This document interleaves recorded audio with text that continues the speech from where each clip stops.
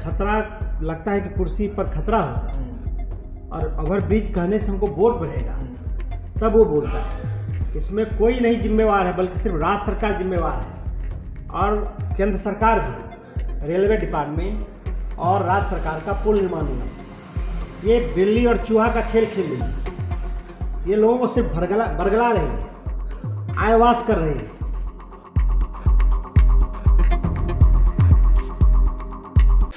और मैं हूं आपके साथ सरफराज अहमद। कि सहरसा की एक महत्वपूर्ण समस्या, एक बड़ी समस्या, एक बड़ा मुद्दा, सहरसा में ओवरब्रिज की मांग वर्षों से चलती आ रही है।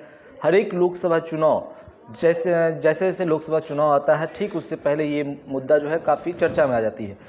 लेकिन एक नया मोड़ आ चुका है ओवरब्रिज को लेकर।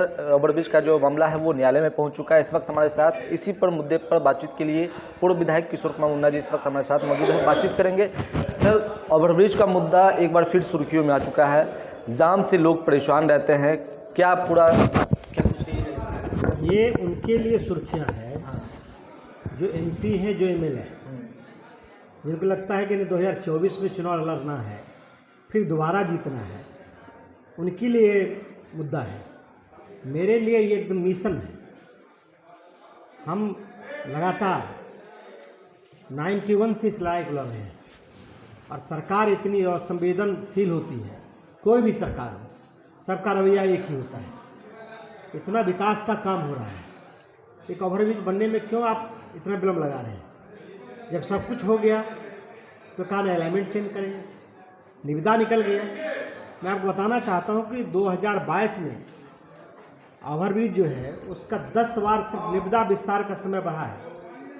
2023 में 5 बार हो गया है, उसके पहले गिनती नहीं है। 4-4 बार शिलान्यास हुआ है। मैं स्वयं 100 बार से ज़्यादा इस मामले में अफसर से मिला हूँ, पत्र लिखा हूँ। अरे भाई, आप क्यों लोगों को जान मार रहे हैं? सहरसा का लोगों का अपराध क्या है? किस तरह से आप बदला लेना चाहते हैं? आपको तो थोक के भाव से हिसाब वोट देता मिलता है। इस वोट लेने में सब पार्टी ने, आप लोगों, सभी पार्टी और सब लोगों इसका फायदा उठाया है। लेकिन वोट लेने के बाद फिर दूसरे वोट के समय क्यों याद आता है? यहाँ के जो MP है वो कह रहे हैं कि जब जब काम शुरू होने की बात सामने आती है तो बीजेपी अड़चन रहती है। बीजेपी, देखिए, मैं बीजेपी और जदयू के बीच में नहीं पड़ने वाला हूँ, लेकिन सच यही है कि जब खतरा लगता है कि कुर्सी पर खतरा होगा और ओवरब्रिज कहने से हमको वोट बढ़ेगा, तब वो बोलता है। इसमें कोई नहीं जिम्मेवार है, बल्कि सिर्फ राज्य सरकार जिम्मेवार है और केंद्र सरकार भी, रेलवे डिपार्टमेंट और राज्य सरकार का पुल निर्माण निगम। ये बिल्ली और चूहा का खेल खेल रही है। ये लोगों को सिर्फ बरगला रही है, आयवास कर रही है। जब 3 बार पहले ओवरब्रिज को रेलवे ने अस्वीकृत कर दिया अपनी ज़मीन में बनने देने से, कहा कि रेलवे में गिरा दें, तो फिर चौथे बार भेजने का क्या था? जब टेंडर निकल गया, पुल निर्माण निगम ने निकाल दिया, तो जो सांसद बोले उनसे नहीं पूछते हैं कि किसके दबाव में वो अलाइनमेंट चेंज हुआ? कौन जाके मुख्यमंत्री से मिलके और ये जो रेल मंत्री है उससे मिलके जाके कहा कि नहीं अलाइनमेंट चेंज कर दिए?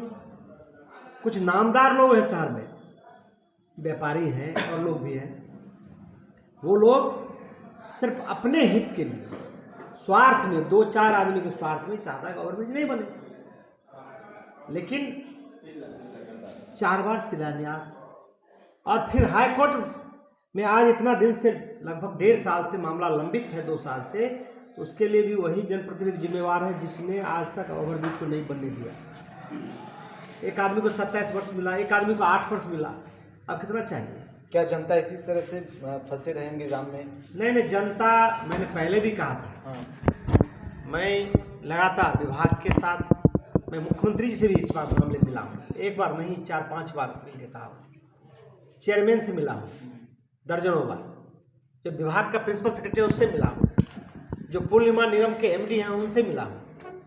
100 बार से ज़्यादा तो हम मिले हैं। धरना किए, प्रदर्शन किए, बाजार जाम हुआ।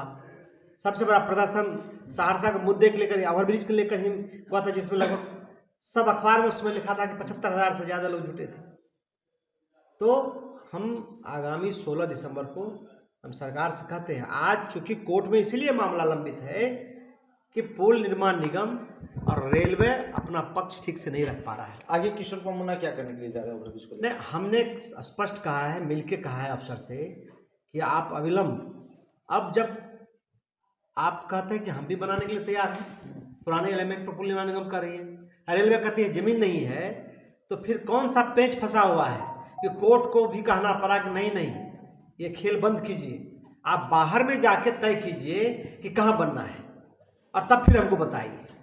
तो इस तरह से कोर्ट का भी समय आप बर्बाद कर रहे हैं, जनता को भी कष्ट दे रहे हैं, आम लोग उस जाम में फंस के पिस रहे हैं। तो इसके लिए यहाँ के राजनेता और दोनों सरकार जिम्मेवार है, केंद्र और राज्य दोनों जिम्मेवार हैं।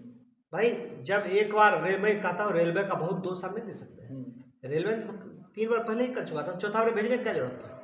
और फिर अब ये किस तरह का खेल है? कोर्ट, जब कोर्ट में स्पष्ट रेलवे ने कह दिया कि चौथा बार भी रिजेक्ट कर दिए। कौन अड़चन लगा रहे हैं सर इसमें, कौन है आप? भाई जिसने सिर्फ जिनको लगता है कि ये मुद्दा यदि रहेगा तो इससे हमको वोट मिल जाएगा, तो वही लोग रोकते हमें।